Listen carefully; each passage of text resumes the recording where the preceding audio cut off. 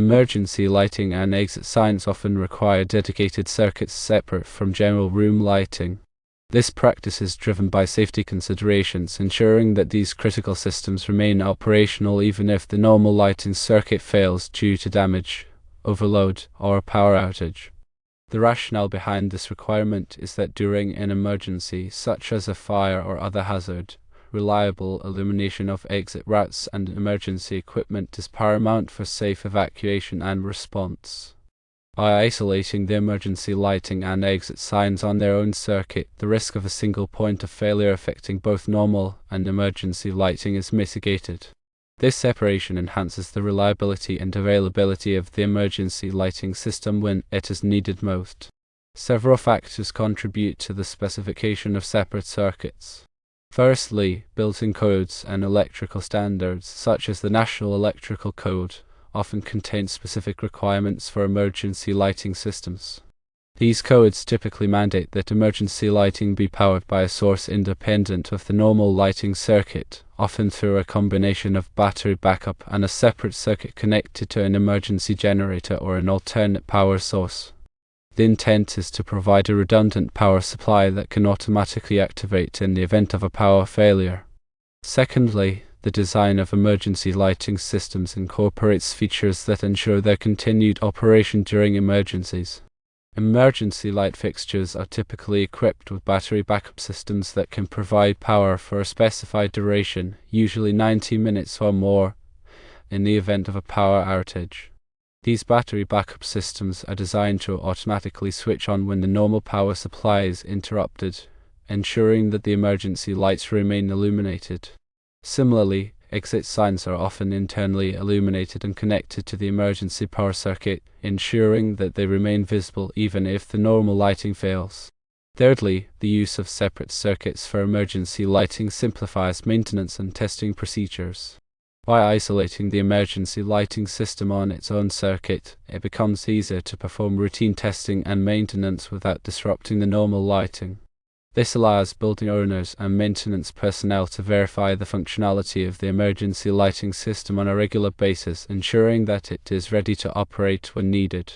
Testing typically involves simulating a power outage to ensure that the battery backup system activates and the emergency lights illuminate properly. Any deficiencies or malfunctions can then be addressed promptly, minimizing the risk of system failure during an actual emergency. Fourthly, the specific requirements for emergency lighting circuits can vary depending on the type of occupancy and the size of the building.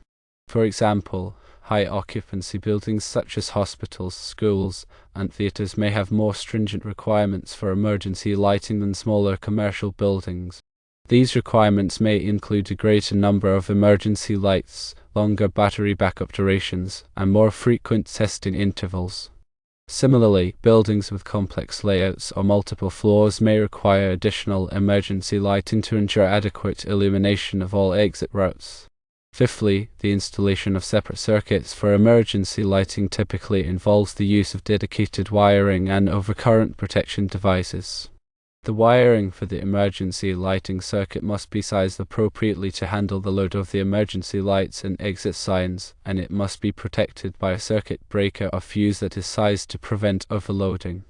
The circuit breaker or fuse should be labeled clearly to indicate that it is dedicated to the emergency lighting system, and it should be located in a readily accessible location.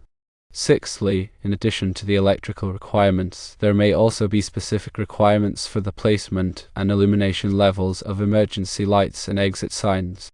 Building codes often specify the minimum illumination levels that must be maintained along exit routes and at critical locations such as stairwells, corridors, and exit doors. The placement of emergency lights and exit signs must also comply with accessibility requirements, ensuring that they are visible to all occupants, including those with disabilities. Seventhly, the inspection and approval of emergency lighting systems are typically performed by local building inspectors or fire marshals. These inspectors verify that the emergency lighting system has been installed correctly, that it complies with all applicable codes and standards, and that it is functioning properly. They may also require documentation of the system's design, installation, and testing. Eighthly, failure to comply with emergency lighting requirements can result in fines, penalties, or even closure of the building. Building owners and managers have a legal and ethical responsibility to ensure that their buildings are safe for occupants, and emergency lighting is a critical component of building safety. Regular inspections, testing, and maintenance are essential to ensure that the emergency lighting system is always ready to operate in the event of an emergency. Ninthly, some advanced emergency lighting systems incorporate features such as automatic testing and monitoring, which can further enhance their reliability and performance. These systems can automatically test the battery backup system on a regular basis and alert maintenance personnel to any potential problems. They may also be equipped with sensors that can detect power outages and automatically switch on the emergency lights. Furthermore, they may be integrated with building management systems to provide remote monitoring and control of the emergency lighting system. Tenthly, the selection of emergency lighting fixtures should be based on factors such as the required illumination levels, the aesthetics of the space, and the energy efficiency of the fixtures. Emergency light fixtures are available in a variety of styles and configurations, including recessed, surface-mounted, and pendant-mounted models. They may use incandescent, fluorescent, or LED light sources. LED fixtures are becoming increasingly popular due to their high energy efficiency and long lifespan. It's also important to consider the color rendering index of the light source, as this can affect the visibility of objects and the perception of colors. In summary, the requirement for separate circuits for emergency lighting and exit signs is a fundamental safety measure that ensures the reliable operation of these critical systems during emergencies. By providing a redundant power supply and isolating the emergency lighting system from the normal lighting circuit, the risk of system failure is minimized and the safety of building occupants is enhanced.